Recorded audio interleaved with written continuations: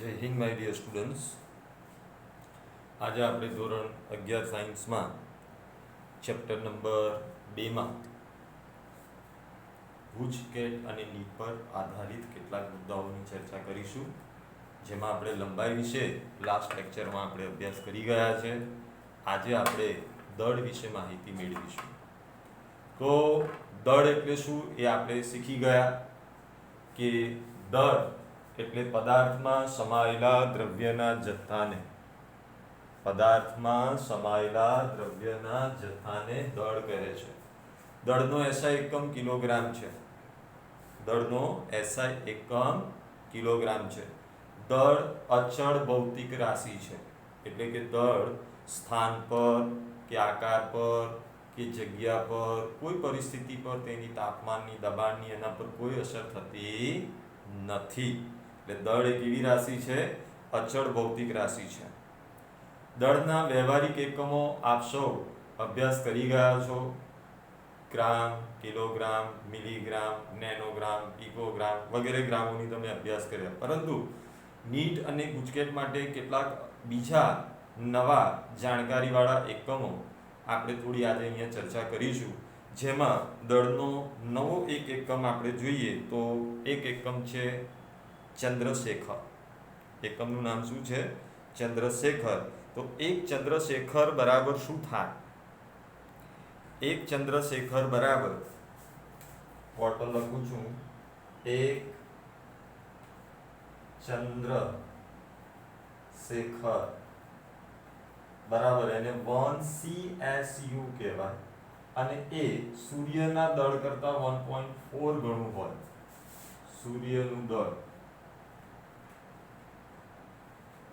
સૂર્યના દળ કરતા કેટલા ગણું છે? 1.4 ગણું છે. ઓકે, હવે સૂર્યનું દળ કેટલું છે? તો સૂર્યનું દળ 2 × 10⁻30 કિલોગ્રામ છે. માટે 1.4 × 2 × 10⁻30 કિલોગ્રામ. તો 1 ચંદ્રશેખર યુનિટ એટલે કે 1 CSU બરાબર 1.4 × 2 × 10⁻30 કિલોગ્રામ. હવે આપણે એને 2 વડે ગુણી નાખીએ તો 14 દુ 28 થઈ જશે. એટલે હવે કેટલા આવશે? 2.8 × 10⁻30 કિલોગ્રામ.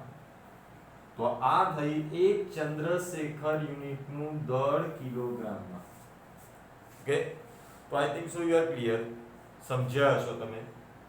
હવે બીજો એક વ્યવહારિક એકમ તમે અનાજ કરિયાણાની દુકાનની અંદર જ્યારે જતા હશો ત્યારે તમે સાંભળ્યું હશે કે તમે કેટલા ક્વિન્ટલ ઘઉં લાવ્યા, કેટલા ક્વિન્ટલ ચોખા લાવ્યા. તો 1 ક્વિન્ટલ બરાબર 100 કિલોગ્રામ થાય. 1 ક્વિન્ટલ બરાબર 100 કિલોગ્રામ.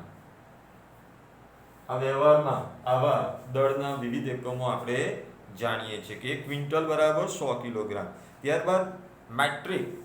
કેટલી વખતે તમે છાપાઓમાં, સમાચારમાં વાંચ્યું હશે કે આટલા મેટ્રિક ટન આપણા દેશમાં ઘઉં પાક્યા, આટલા મેટ્રિક ટન ચોખા થયા, આટલા મેટ્રિક ટન ચોખા, દાળ સરકારે કોરોના વાયરસની ચક્કરમાં લોકોને મફતમાં વહેંચી દીધા. આવા બધા સમાચારો તમે સાંભળ્યા હશે, બરાબર છે. તો એક મેટ્રિક ટન બરાબર 1000 કિલોગ્રામ. એક મેટ્રિક ટન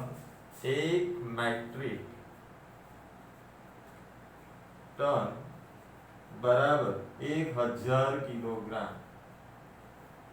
બીજો, કેટલીક વખતે મકાન બનાવવા માટે આપણે રેતી લાવતા હોઈએ છીએ ત્યારે રેતી જેવી બહુ મોટા જથ્થાવાળા દળનું વજન આપણે ટનમાં કરતા હોઈએ છીએ. શામાં કરતા હોઈએ છીએ? ટનમાં. તો 1 ટન એવી દળનો એકમ છે. તો દળનો એકમ શું છે? 1 ટન બરાબર 907.2 કિલોગ્રામ. 1 ટન બરાબર 907.2 કિલોગ્રામ. તો આ દળના આવા વિવિધ એકમો છે. ઓકે, હવે આપણે આ મોટા દળોની વાત કરી લીધી. હવે આપણે એટોમિક માસ યુનિટ વિશે બી જાણીએ છીએ, જેને આપણે AMU વડે દર્શાવીએ છીએ. એક એટોમિક માસ યુનિટ એટલે કે ઇલેક્ટ્રોન, પ્રોટોન, ન્યુટ્રોન જેવા સૂક્ષ્મ કણોનું દળ માપવા માટે આપણે આ એકમનો ઉપયોગ કરીએ છીએ. 1.67 × 10⁻27 કિલોગ્રામ. ઓકે, તો આ હતા આપણા દળના વિવિધ એકમો.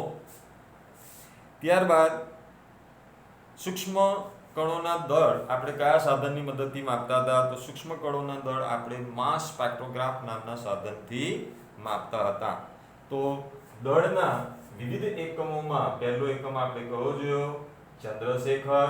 એક ચંદ્રશેખરને આપણે શોર્ટમાં કઈ રીતે લખીએ છીએ? 1 CSU બરાબર 1.4 ઇન્ટુ સૂર્યનું દળ.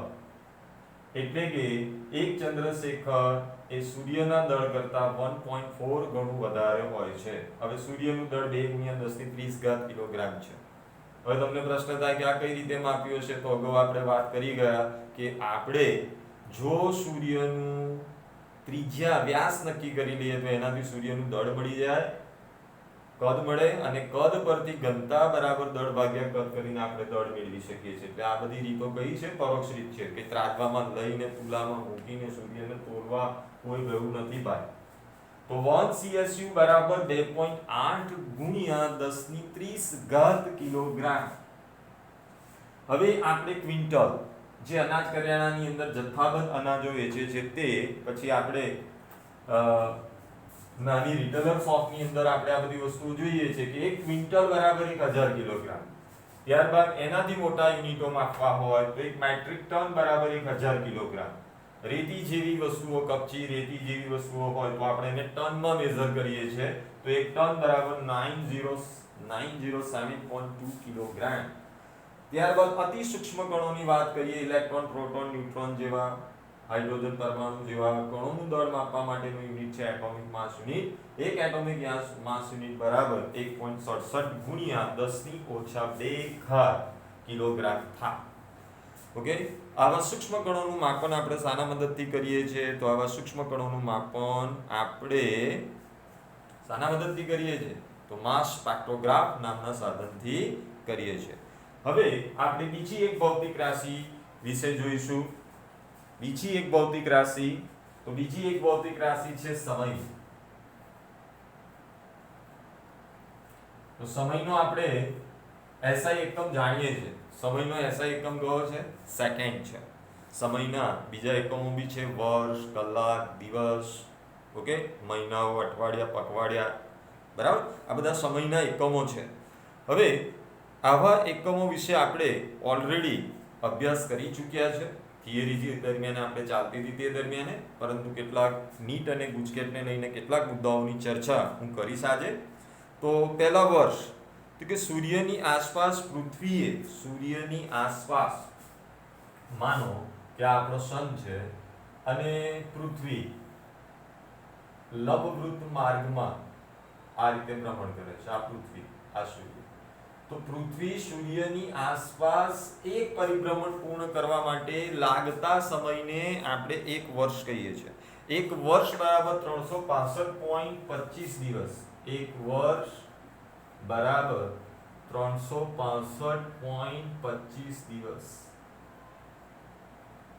જો હવે તમારે આ બોર્ડ વર્ક નોંધ કરવી હોય તો જ્યાં વિડીયો હોય ત્યાં પોઝ કરીને લખી લેવાનું. મારી પાસે ડિમાન્ડ ના કરતા કે તમે એની PDF લોકો, કારણ કે હું બોર્ડ કેટલી વાર રફ કરીશ અને કેટલી વાર લખીશ. ચાલુ વિડીયો લેક્ચરની અંદર હું એના સ્ક્રીનશોટ લેવા જઈશ તો ડિસ્ટર્બન્સ વધારે થશે. ઓકે, હવે આપણે આગળ વધીએ. હવે બીજો એક જોઈએ, લુનાર મહિનો. આ એક નવું સાંભળ્યું તમે, જે આપણે થિયરીમાં નહીં જોઈ ગયા. લુનાર મહિનો. તો લુનાર મહિનો કોને કહેવાય? આ આપણે થિયરીમાં નથી જોયું. તો કે ચંદ્રને પૃથ્વીની આસપાસ એક પરિભ્રમણ કરવા માટે લાગતા સમયને, જેવી રીતે સૂર્યની આસપાસ પૃથ્વીને પરિભ્રમણ કરવા માટે કેટલો સમય લાગ્યો? 1 વર્ષ. એવી રીતે પૃથ્વીની આસપાસ, હવે પૃથ્વી કેન્દ્રમાં અને એની આસપાસ કોણ ગતિ કરે? ચંદ્રમામાં, બરાબર ને? તો પૃથ્વીની આસપાસ ચંદ્રને એક પરિભ્રમણ પૂર્ણ કરવા માટે લાગતા સમયને આપણે 1 લુનાર મંથ તરીકે ઓળખીએ છીએ. 1 લુનાર મંથ બરાબર 27.3 દિવસ થાય.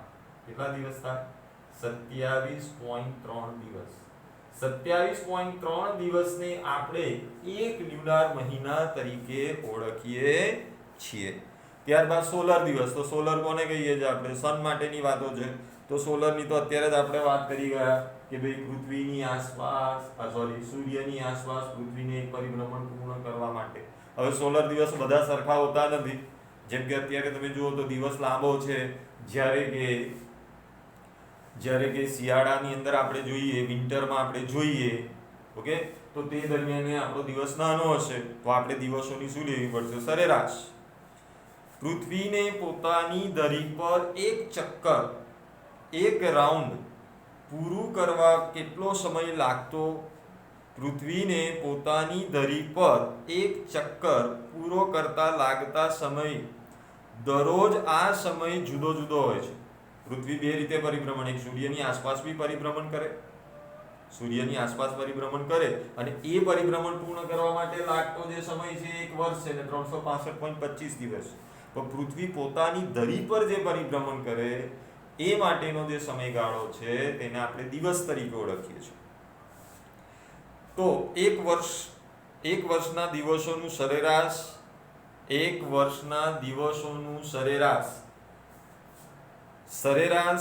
ને આપણે શું કહીશું? આવા આખા વર્ષ એટલે કે 365 દિવસ દરમિયાન પોતાની ધરી પરિભ્રમણનો દિવસગાળો આપણે નોંધીએ, પછી એનો સરેરાશ કાઢીએ તો આપણે એને એક સોલર દિવસ તરીકે ઓળખીએ છીએ. સોલર વર્ષ તો છે તમારી સામે 365.25 દિવસ. આ સોલર વર્ષ છે. એવી રીતે સોલર દિવસ કોને કહેવાય? કે પૃથ્વી પોતાની ધરી પર જે 24 કલાકમાં પરિભ્રમણ કરે અને એ દિવસ રાત્રિનો જે સમયગાળો આવે એનો જે આપણે સરેરાશ લઈએ એને આપણે સોલર દિવસ કહીશું. ઓકે. હવે સિડરલ દિવસ એક બીજો છે. સિડરલ દિવસ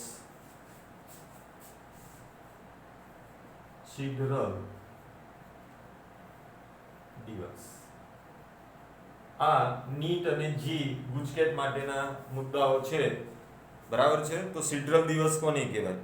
તો દૂરના તારાની સાપેક્ષે પૃથ્વીને પોતાના અક્ષને અનુલક્ષીને એક ભ્રમણ પૂરું કરે. જે સમય લાગે એને આપણે સિડરલ દિવસ કહીએ. તો સોલર વર્ષ કેટલો છે? 365.25 સિડરલ દિવસ. તો 365.25 સોલર દિવસ. તો આ રીતે આપણે દૂરના તારાની સાપેક્ષે પૃથ્વીને પોતાની અક્ષને અનુલક્ષીને એક પરિભ્રમણ પૂર્ણ કરવા માટે લાગતા સમયને આપણે શું કહીએ છીએ? સિડરલ દિવસ કહીએ છીએ. તો હવે અહીંયા બે વસ્તુ થઈ ગઈ કે ભાઈ સૂર્યની આસપાસ પૃથ્વીને પરિભ્રમણ કરવા માટે લાગતો સમય જે છે એને આપણે 1 વર્ષ કહીએ છીએ. ચંદ્રને પૃથ્વીની આસપાસ પરિભ્રમણ કરવા માટે લાગતા સમયને આપણે શું કહીએ છીએ? એક પરિભ્રમણ પૂર્ણ કરવા માટે લુનાર મહિનો કહીએ છીએ. અને એક લુનાર મહિના બરાબર 27.3 દિવસ થાય. સિડરલ દિવસ કોને કહેવાય? તો સિડરલ દિવસ દૂરના તારાની સાપેક્ષે, તારાના સંદર્ભમાં. તો આપણે કેટલા સંદર્ભો લીધા? સૂર્યના સંદર્ભે, ચંદ્રના સંદર્ભે અને તારાના સંદર્ભે. ઓકે. તો આને સિડરલ દિવસ તરીકે આપણે ઓળખીએ છીએ. 365.25 સરેરાશ સોલર દિવસ અને સિડરલ દિવસ બંને સરખા જ આવશે. હવે કેટલાક અગત્યના પરિવર્તનો તમને કીધા છે એ તમે PDF ફાઇલ મેં સેન્ડ કરી છે, એમાં વાંચજો. અગાઉ પણ આપણે એની ચર્ચાઓ કરી ગયા છે, એટલે હવે આપણે એની ચર્ચા કરતા નથી. હવે કેટલાક MCQની હું ચર્ચા કરું છું. ઓકે. તો પહેલો એક MCQ આપણે જોઈએ કે સરેરાશ સોલર ડેની લંબાઈ અને સાઇડિરિયલ ડેની લંબાઈનો તફાવત આશરે કેટલો? શું છે પ્રશ્ન? કેટલાક MCQ કરાવું છું. બધા MCQ PDF ફાઇલમાં મેં સેન્ડ કરેલા જ છે, પરંતુ જે આગળના ધોરણ પર આધારિત છે, આગળના પ્રકરણો પર આધારિત છે એવા MCQ હું અહીંયા સોલ્વ કરીશ. ઓકે.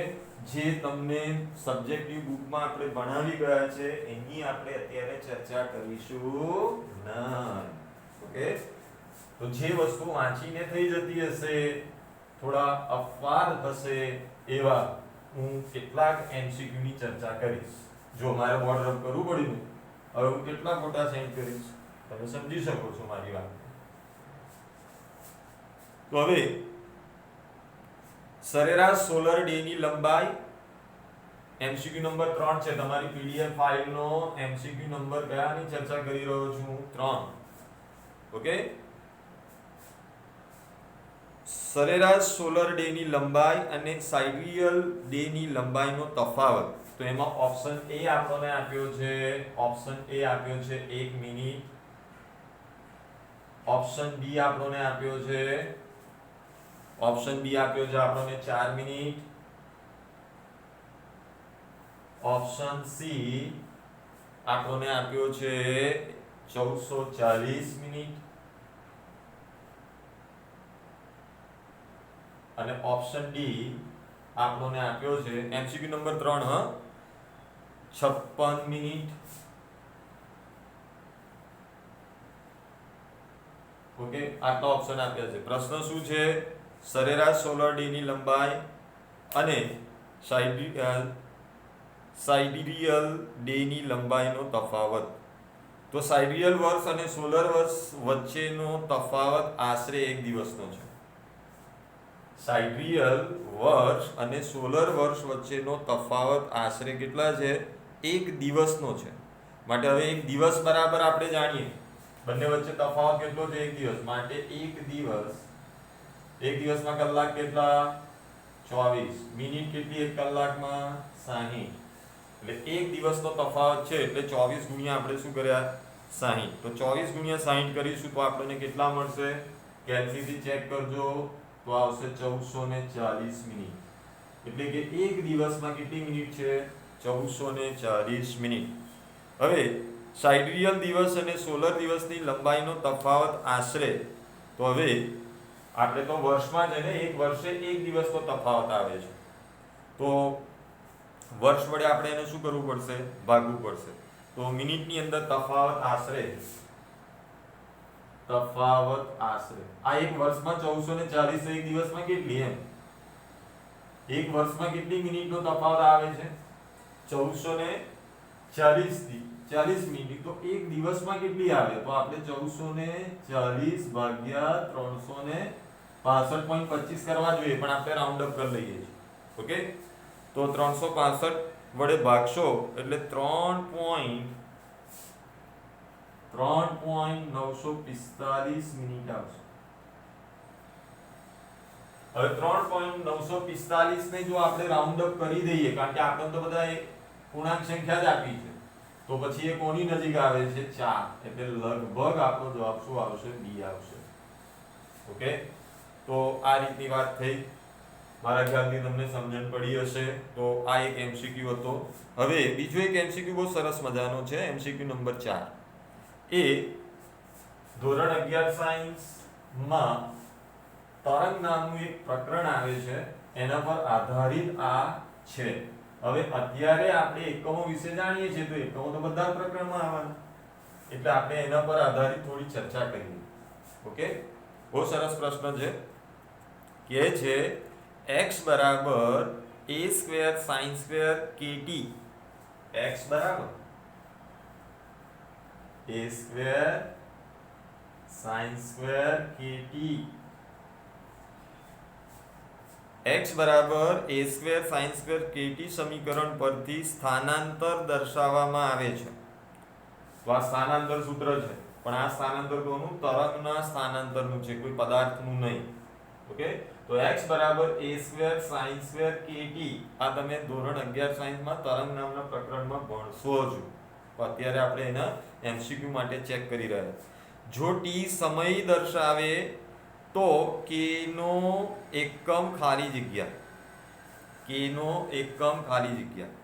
તો અહીંયા પહેલો ઓપ્શન છે આપણને આપ્યો છે, પહેલો ઓપ્શન હર્ટ્ઝ, હર્ટ્ઝને HZ વડે હર્ટ્ઝ રેડિયન.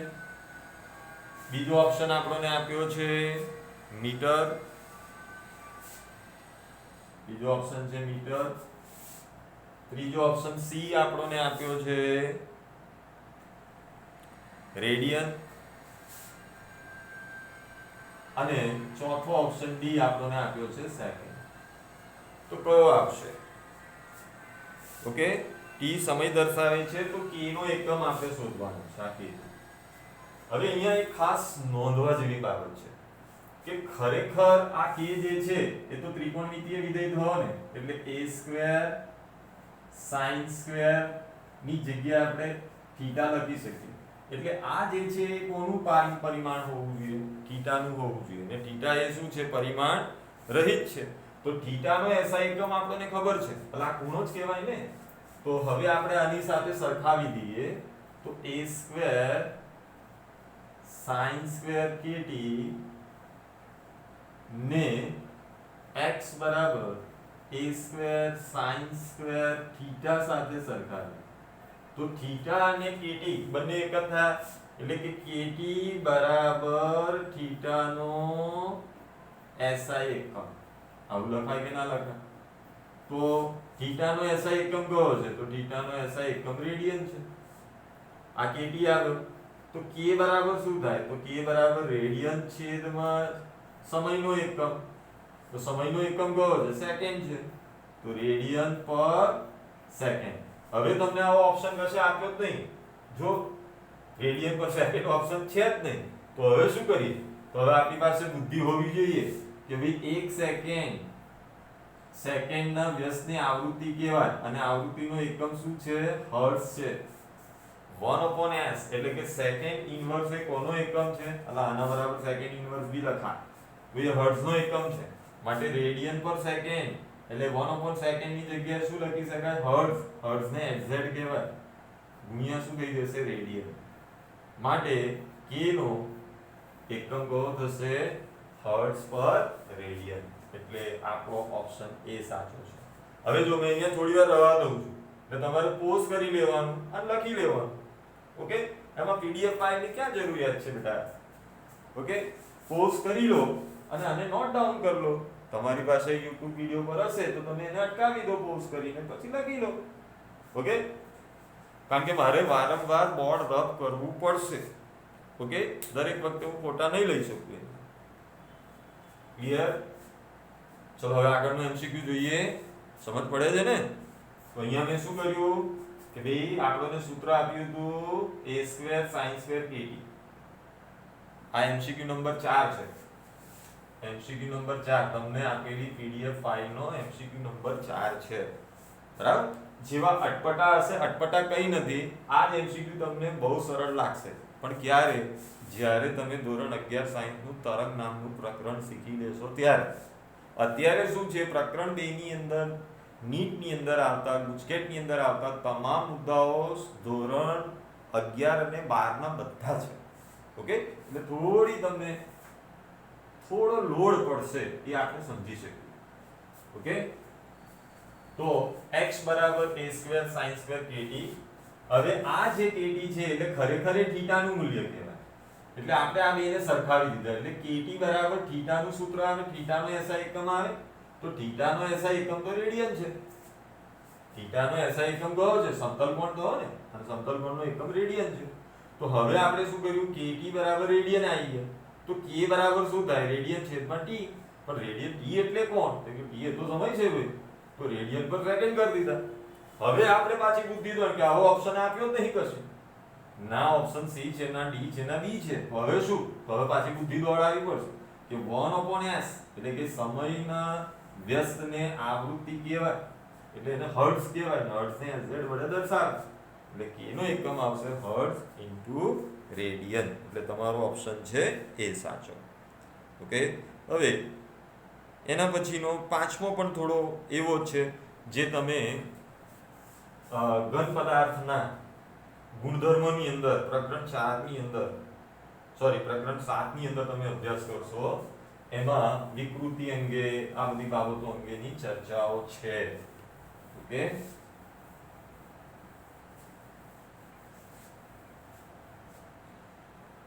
તો MCQ નંબર 5 હું ચર્ચા કરું છું.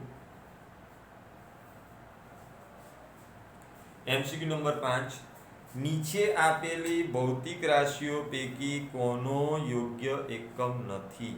નીચે આપેલી ભૌતિક રાશિઓ પૈકી કોનો યોગ્ય એકમ નથી? બરાબર. તો પહેલો ઓપ્શન છે યંગ મોડ્યુલસ. પહેલો ઓપ્શન શું છે?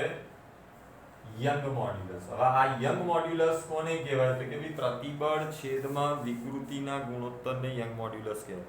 હવે પ્રતિબળ અને વિકૃતિ, પ્રતિબળ છેદમાં શું આવશે? વિકૃતિ. બીજો ઓપ્શન કે છે પૃષ્ઠતાણ. પૃષ્ઠતાણ આ આપણે પ્રકરણ 8 માં ભણવાનું. એનો એકમ છે ન્યૂટન પર મીટર. યોગ્ય નથી તે શોધવાનું છે. પછી ઊર્જા, સી છે ઊર્જા. ઊર્જા નો એકમ આપણને આપ્યો છે ઓપ્શનમાં kilogram metre second inverse. Okay. ત્યારબાદ દબાણ, ડી. દબાણનો એકમ છે ન્યૂટન પર મીટર સ્ક્વેર. હવે આ બધી ભૌતિક રાશિઓ આપણે જુદા જુદા પ્રકરણોમાં શીખવાની. હવે અત્યારે તો આપણે એમસીક્યુ ના બેઝ પર આવી ગયું. પહેલા તો આ જ ખબર કે યંગ મોડ્યુલસ એટલે શું, પ્રતિબળ કોને કહેવાય, વિકૃતિ કોને કહેવાય. તો યંગ મોડ્યુલસ નું સૂત્ર જ છે પ્રતિબળ છેદમાં વિકૃતિ. તો એ વાત તો સાચી છે. હવે તમને એની જાણકારી નથી કારણ કે તમે હજુ એનો અભ્યાસ કર્યો નથી. હવે પૃષ્ઠતાણ. પૃષ્ઠતાણ એટલે ટી વડે દર્શાવાય ને બળ છેદમાં લંબાઈ થાય. પૃષ્ઠતાણ તમે પેલા મેં બધા લિસ્ટ આપ્યા હતા, યાદ કરો. બધા 42 સમીકરણો આપ્યા હતા. એ 42 સમીકરણમાં આ વસ્તુ વાંચી હોય તો ખબર હોય.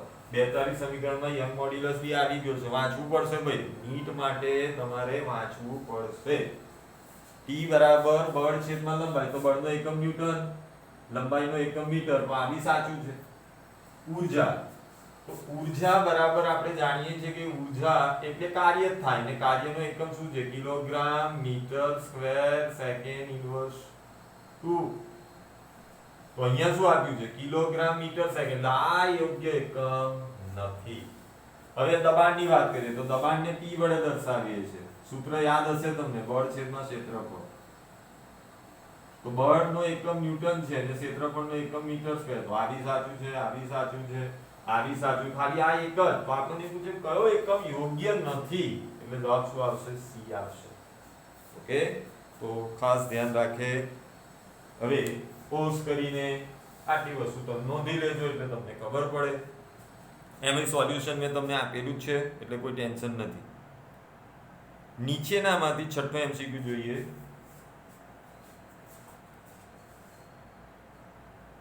ચલો છઠ્ઠો એમસીક્યુ. છઠ્ઠા એમસીક્યુ ની આપણે ચર્ચા કરીએ કે નીચે આપેલા એકમ પૈકી કયો એકમ એકબીજાની સરખામણીએ સમાન નથી?